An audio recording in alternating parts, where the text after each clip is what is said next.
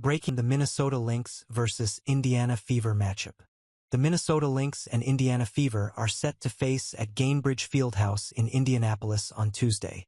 The Minnesota Lynx have 2 games remaining in the regular season, though both will be largely meaningless for the team as they are several games removed from already having clinched the number 1 overall seed in the WNBA playoffs.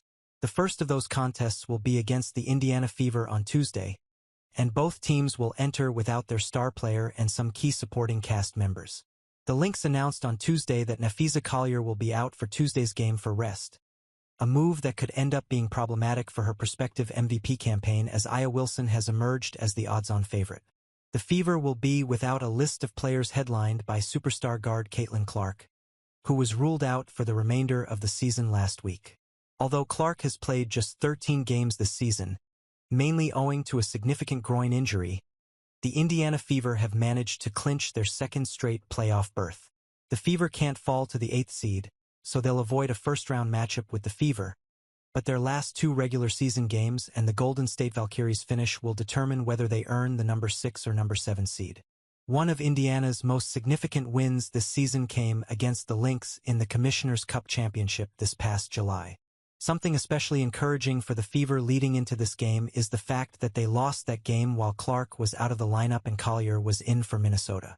With Minnesota, despite being the odds-on MVP frontrunner for most of the year, Collier will miss her 11th game of the season on Tuesday. Throughout the course of WNBA history, no one has missed as many games and still won the award.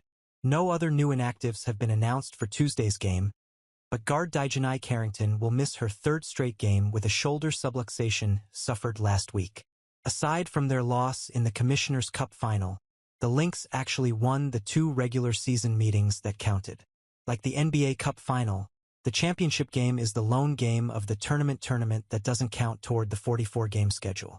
The Lynx won both games of a home-and-home back-to-back in late August. Despite taking those 2 games from Indiana at the tail end of last month, the Lynx have gone just 5-4 in their 9 games after starting the season 28-5.